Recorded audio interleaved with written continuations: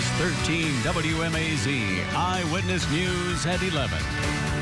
Good evening. Thanks for joining us. I'm Tom George. Jennifer Moulet has the night off. Our top story tonight, we're learning more about a house fire that claimed the life of a Perry man last night.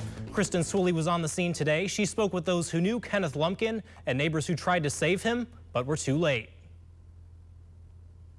Firefighters, ambulances, I saw police cars, and I saw a bunch of people standing in my yard. I didn't know what was going on until I saw flames coming from the house. All I could see was the garage just lit up. So I called them back and I told them, hey, y'all need to get the fire department out here. There's a car in the garage. It's already catching on fire. And, y'all need to send more than one fire truck because these houses are pretty close together. Neighbors on Anna's Way in Perry say they were stunned to see this home in flames around 10:15 p.m. Saturday. All I could see was people, crying and, praying, hoping everything would be okay. And saddened to hear someone was left inside. 55-year-old Kenneth Lumpkin died in that fire. Family and friends of the former Robins Air Force Base worker were on the scene Sunday to remember the man some called a father figure as investigators worked to figure out how the fire started. When, I couldn't contact my father, my friends, he was always there for me. He was kind-hearted, giving, and he was a father figure to everybody that he knew. Lumpkin's immediate neighbors say they tried unsuccessfully to get into the home. But because of the heat and smoke, neighbors were only able to get about as far as this driveway. The home was quickly engulfed in flames, and one neighbor tells me there was no way he could save Lumpkin. It's hard. I don't know the person, but it's hard. I don't know, it's just hard for when somebody passed away that maybe you could have done something for them, but unable to. Thoughts that linger in the minds of Lumpkin's neighbors, family, and friends. In Perry, Kristen Swilley, 13 WMAZ, Eyewitness News. Houston County Fire Chief Jimmy Williams says the fire was caused by a faulty heating unit. He says it was unclear whether it was a space heater or one that attached to the wall. Well, a fireman in Waycross was killed while battling a blaze in a vacant home. Now authorities are calling it a homicide investigation. State Fire spokesman Glenn Allen says firefighters responded to the house just after midnight this morning. 50-year-old Lieutenant Jeff Little, who's been with the department for 12 years, got trapped while trying to put out the fire and was killed. Since the fire was ruled arson, it's Georgia law to investigate the death as a homicide. Insurance and Safety Fire Commissioner Ralph Hudgens says arson is always a serious crime, but Little's death makes the case especially horrendous. Well, Bass Pro Shops took a moment today to honor and pay tribute to local heroes. Firefighters, police, paramedics, military personnel, and their families were treated to a little holiday fun. Heroes received a keepsake ornament and a chance to win a $25 gift card. Kids could race cars, enjoy remote-controlled trains, and get a free picture taken with St. Nick. EMA Director for Jones County, Don Graham, says he doesn't consider himself a hero because he's been helping others since he was a kid. I started when I was 5 or 6 years old, and actually I was either doctoring on people, doctoring on dogs, and stuff like that, and just progressed as a paramedic, firefighter, just kept going. This is the 4th year Bass Pro Shops hosted the local Heroes Night.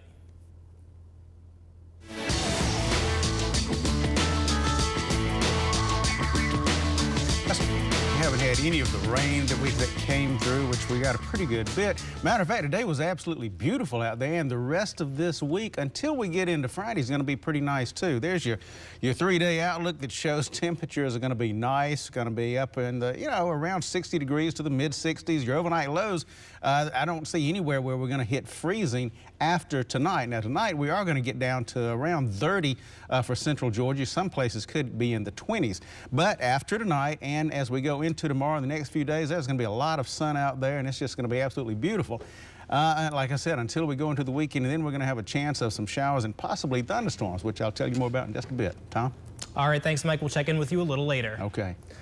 All right, well, veteran actor Peter O'Toole has died in London at the age of 81. The actor's agent says his death followed a long illness. Allison Harmelin has more on his long and illustrious career. Peter O'Toole earned his first Oscar nomination and became an international star for portraying a British soldier in the epic film Lawrence of Arabia. O'Toole's prolific career began on the British stage. From there, he embraced Hollywood in all of its glamour and gluttony and was known as a hard-drinking hellraiser in the 1960s. He starred with Richard Burton in Beckett. I would have gone to war. The actor teamed with Katharine Hepburn in The Lion of Winter. All you more. There's no one. That kitten, sir. And he played a British schoolteacher in Goodbye, Mr. Chips. In 2011, the self-effacing actor signed his name in cement at Grauman's Chinese Theater. It's many years since I had an intimate relationship with cement. And 8 Academy Award nominations later, he never took home an Oscar until 2003 when the Academy gave him an honorary award for his body of work. Yeah. Very good films, I think. The celebrated son of Great Britain was beloved by millions around the globe. His death prompted this tweet from the British Prime Minister, quote, "My thoughts are with Peter O'Toole's family and friends. His performance in my favorite film, Lawrence of Arabia, was stunning." The legendary actor was 81. Peter O'Toole leaves behind 2 daughters and a son. Well, today, Nelson Mandela returned to his childhood home of Kunu for the last time. Thousands of loved ones, well-wishers, supporters, and friends came to pay respects and say goodbye. From Nelson's own granddaughter to citizens on the streets of Kunu, people shared memories of the iconic leader who touched so many lives. We shall miss your voice as you told us stories of your childhood. We shall miss your laughter. All odds was against him. When he went out of prison, he still embraced love. Though some people would have wanted to fight back to what was being done to them. Mandela's family walked behind his casket as it was carried into the funeral. The coffin was laid on top of black and white cattle skins, and in front there was a portrait and 95 candles, one for each year of his life. South Africa's current president delivered the eulogy. It is the end of 95 glorious years of a freedom fighter, a dedicated and humble servant of the people of South Africa. What is it about this man that elicits this outpouring of sincere emotions? The answer is that when people see goodness in a person, they respond by reflecting goodness back at that person. After the service, military helicopters flew overhead while Mandela's casket was moved to the burial site. Well, family and friends of a high school student who was critically injured in Friday's school shooting in Colorado gathered for a vigil tonight. 17-year-old Claire Davis was shot in the head by gunman Carl Pearson at Arapahoe High School in Centennial, Colorado. At tonight's vigil, loved ones prayed for her recovery and lit candles in her honor. It was a chance for them to grieve together. The gunman came into the high school Friday to apparently shoot a teacher, but that teacher escaped. 2 other students were injured, but they were treated and released. Well, while the rate of inaccuracies in the Obama enrollment website is declining, it doesn't mean there aren't still some kinks to work out of the system. A federal analysis shows about 15,000 sign-up forms were never sent to insurance companies. The error is blamed on technical problems on healthcare.gov. The administration has vowed to get the online health insurance enrollment site working after the botched rollout in October, but some problems still exist. Well, President Obama helped spread a little Christmas cheer on this chilly Sunday night. The president, first lady, and their daughters taped their part in the 32nd annual Christmas in Washington special. The show's host this year is Hugh Jackman. Musical guests include the Backstreet Boys, Sheryl Crow, and Pat Monahan. The show will air Friday night on TNT. Well, it was a big day for Atlanta. The Falcons nabbed their 4th win this season. More on that in sports with Marvin coming up. But first, we'll get a check of headlines from around the state. Eyewitness News at 11 continues right after this.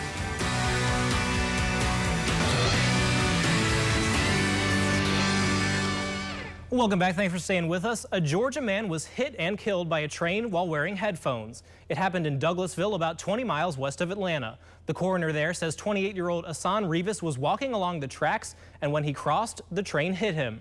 Rivas was pronounced dead on the scene. This is the second incident like this in the past week. Tuesday, a man in Fairburn, just south of Douglasville, was also killed by a train while he was wearing headphones. Meanwhile, a pregnant woman and her unborn baby were killed in a car crash last night outside Atlanta. Gwinnett County Police say 19-year-old Caterine Matina died in the 3-vehicle crash. 30-year-old Erasmo Santos Ordonez is charged with vehicular homicide, feticide by vehicle, and failure to yield while turning left. He's scheduled to appear in court Monday and is being held without bond at the Gwinnett County Jail. Well, Brunswick police say an officer's use of force in pushing a 70-year-old woman to the ground during a DUI arrest was justified. Police Chief Matt Doring released a report on the December 5th incident in St. Simons. He says the woman became combative when an officer tried to get her out of her car and she scratched him to try and avoid being handcuffed. The officer eventually threw her to the ground and footage of the incident was uploaded to YouTube. The woman suffered a bloody nose and facial lacerations, and that officer is back on duty.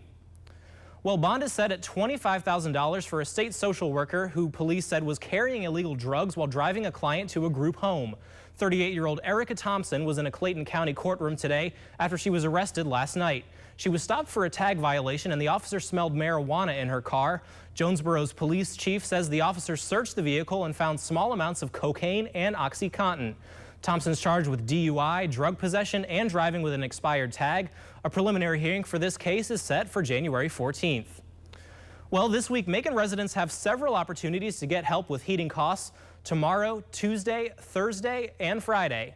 More than $1 million in federal funds and the Macon-Bibb Economic Opportunity Council make it possible. There have already been a few help days this year, and hundreds of residents are warmer during these cold temperature months because of it. If you need help covering your heating costs, the doors open tomorrow and Tuesday morning at 7 at St. Paul AME Church on Sherling Drive, and Thursday and Friday mornings at 7 at Union Baptist Church on Kitchen Street. The amount of help you get is based on your income, so you have to bring a few specific items to get approved. You must bring your most recent power bill, proof of household income for the last 30 days, a valid Georgia license or ID, and a Social Security card for every member of your household. Well, Mike, it's been warming up. It seems, we had a rainy day yesterday. Is it going to be warming up later this week? You know, we're going to go through the week with some nice warm temperatures. Tonight, however, it's going to be pretty chilly. It's going to be around 30 degrees all around central Georgia. You have some places that are going to be in the 20s. But then this week, it's going to warm up some. We're going to have lots of sun out there. Let me go ahead and show you Almanac, show you what we topped out at today. It seemed pretty chilly, but it did make it all the way up close to 60 degrees. But the overnight low yesterday was 40. I'll have your full 7-day forecast when we come back.